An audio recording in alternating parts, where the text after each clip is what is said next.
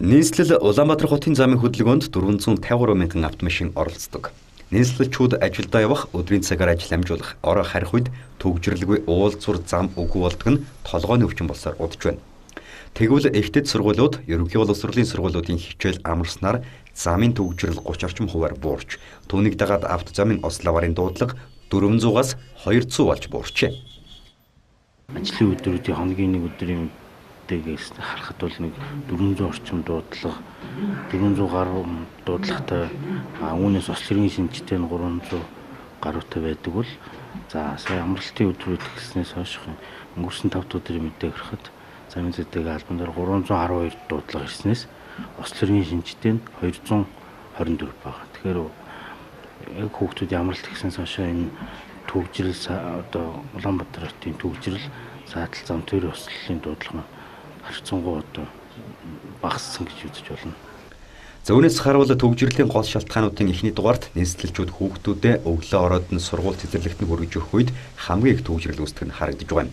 Тухайлбал эцэг эхчүүд өглөө хүүхдэд сургуульд нь хүргэж өгөөд ажилдаа ирэхин тулд дунджаар 2-оос 3 цагийг зарцуулдаг байсан бол энэ хугацаа одоо 30 минутаас 1 цагаар багассан байгаа юм. Ажилдаа явахаас өмнө хүргэн жижиглэгээ хүүхдээс хүргэн хэвээр. Одоо яг сургуулийн хүүхдэд хүргэдэг байхад өглөө хэдэн цаг зарцуулдаг гэсэн одоо хэдийг зарцуулж байна? Одоо бол бас нэг үе бол арай гайгүй байна бас нэг сая сар амарцсан болохоор урд нь бол гараад одоо тэгээд төгжсдөг ш. Одоо бол арай хэл боломж байна. Цагаар одоо жишээ нь одоо хэдэн 30 минутын наан цан ус байгаа баха. 30 минутын хэмнэлт байна л гэж байна. Гадуур байна одоо арай дээр болж байна. Одоо өглөө ер нь өглөө өдөр гэж би явуулдаг хоёр хүүхдээ. Одоо бол тэгээд нэг амарцсан болохоор цаг маг бол арай л юу болчихлоо гайг болчихж байгаа шүү дээ. 30 40 минут байсан бол одоо бол нэг 10 минут өдөр бол болчиход байгаа шүү дээ. Гайг болчихсон шүү дээ ер нь. Тэгээд цаг зарцуулалт нь ер нь. Одоо 2 3 цаг л зарцуулдаг байсан ер нь. Тэрээс одоо яг хэд удаа явж байна? Одоо бол нэг цаг маг орчимд явж штэ төгжрэл гайгүй болснаас хойш. Холоос явд юм байна тий холоос явж байгаа. За гэхдээ ерөнхий боловсролын сургуулиудын хичээл эхлэмэгц төгжрэл дахиад бий болно.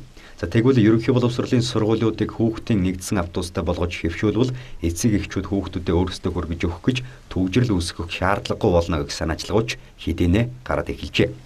Тухайлбал энэ хичээлийн жилд нийслэлийн ерөнхий боловсролын 214 сургуулийн ердөө 44 сургууль нь л 82 жирхэг автобусаар хүүхдүүдтэй үйлчилж байна. За үүнд ердөө 1700 орчим хүүхэд хамрагдаж байгаа юм.